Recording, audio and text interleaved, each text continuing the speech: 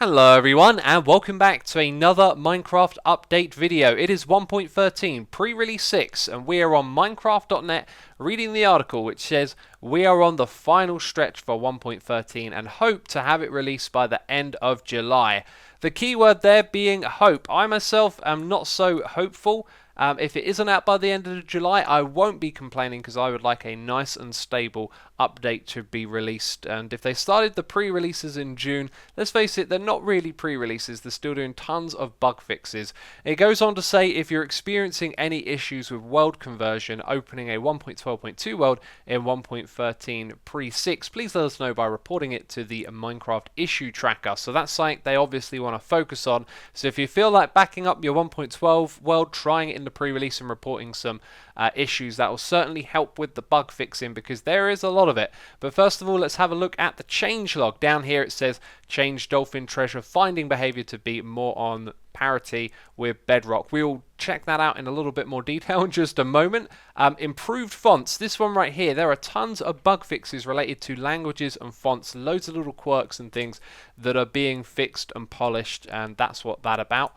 This one here says some sounds are now more wet. I think this just relates to one single bug report where something like a lava bucket was making the water bucket sound.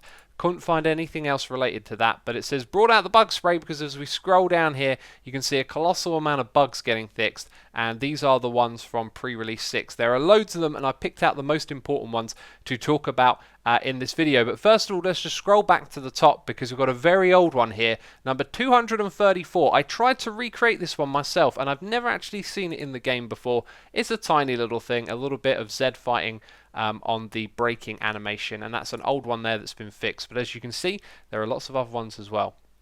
So I have fired up pre-release 5 to show you some quirky behavior with the observer. We've got the block here, we've got a piston behind it, and that's so we can see it get activated. So if we go ahead and put a piece of redstone here, nothing happens. Put a piece over there, nothing happens. But if we change these pieces of redstone, you can see that it actually activates the observer, and that is some unusual behavior that can be used to create clocks. Let's go ahead and put these down and then place down some redstone.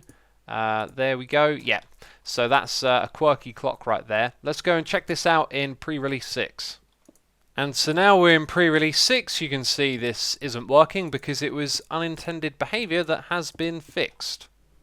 This next bug fix is actually one that I found myself and submitted, and now it's been fixed. So we are currently in pre-release 4, and I've been working on a AFK seagrass farm design, and I encountered a very strange bug where the seagrass could actually grow on top of trapdoors. Now, one of the things it would do when it would grow up here is it would also create a source block. So we need to remove that now because I'm going to show you this in action again. It looks like it's sort of broken the water here as well, which is unfortunate. But the idea is that the water flows across to bring the seagrass back to the player, right? So down below there is a dispenser, and if we put bone meal in it, the minecart that's going back and forth will activate that, and eventually it will create seagrass up the top here, which goes onto the trapdoors. And there it is right there, and you can see it's also created source water block with it as well. So when we destroy the seagrass, there is now water. So the dispenser is below the dirt at that level, and the trapdoor shouldn't even be able to have the seagrass on it, and it's one block higher as well. Unfortunately, that world wouldn't open in pre-release 6, so I've had to go ahead and recreate the farm here. And if our frames are a little bit herky-jerky at the moment, it's actually this redstone clock right here, which is causing some sort of lag, although it may be the activation of this dispenser, which also happens to be doing nothing at the moment, even though it's getting powered by redstone. So in fixing the bug that I reported, there may be a new bug here because the seagrass isn't appearing.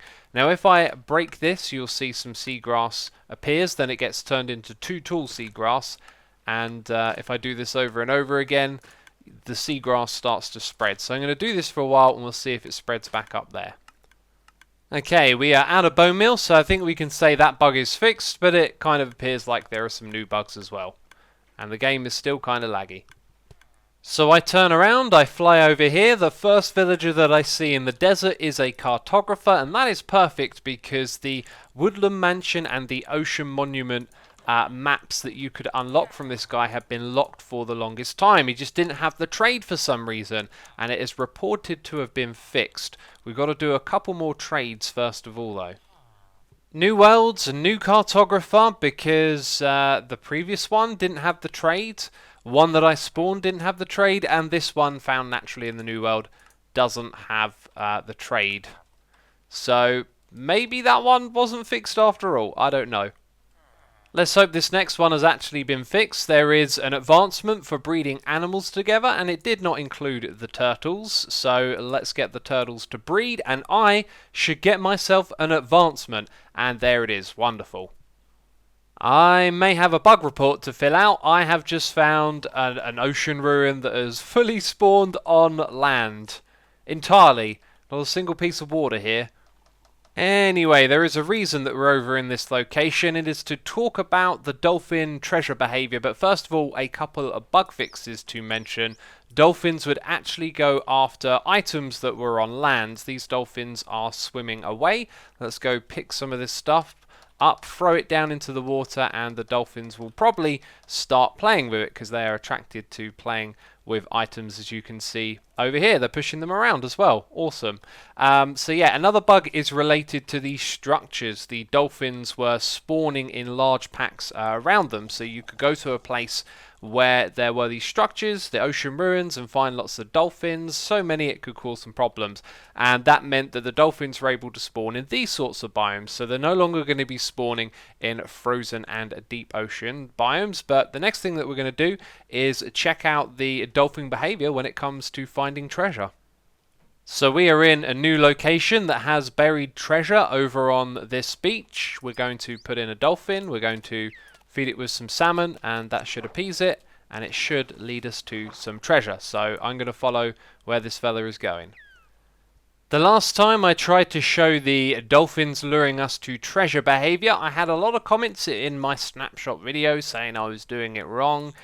Turns out a lot of people were experiencing the same thing I was. They had spent time feeding the dolphins and not really having any consistent results as to where those dolphins were going. Supposedly it's been changed in this one, but I have really struggled to get these dolphins to lead me anywhere. What they tend to do is after you fed them, they go in one direction for a long time, and that can even cause them to just go into the side of an iceberg and kind of get stuck there as they want to go in that direction. Well, after a while, one sort of led me to this shipwreck, but actually it turned out it went straight past it. So I have been spawning them in this area and seeing if they're going to lead me to any of the treasure here. They don't lead me to buried treasure, they don't lead me to shipwrecks, and they don't lead me to the ocean ruins that I've been deliberately teleporting to test this. So that is just the results of my experiments, which haven't lasted very long, but I've got to say, if you're going to spend 20 to 30 minutes doing this in survival Minecraft, which will probably make it even longer, I think this is just a poor feature. These dolphins really need to just take you straight to where the treasure is, which they don't seem to be doing. While we're out here, I also want to mention the advancement known as How Did We Get Here, which requires you to have almost all of the effects in the game on you at the same time, will now require the Dolphin's Grace effect as well, which will make this challenge even harder. Next up is a bug fix I was very excited to read about, and I got to give a shout out to my buddy MSpaceDev for putting together a little example resource pack for me to show you this.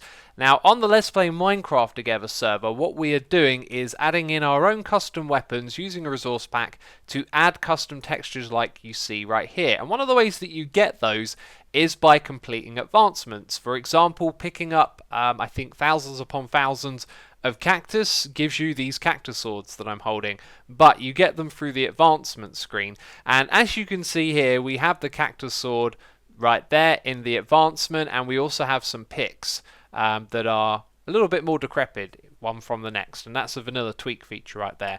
So the bug fix is that here in the advancement screen you're now allowed to use NBT data when displaying an item, so you can tell the game this advancement is going to have a pick. This one over here is going to have a blaze rod. You can also include NBT data, and with that you can refer to custom textures inside of your resource pack. So that means every single advancement that you had inside your own advancement pack could have their own images that you created to go there. It's pretty cool, right?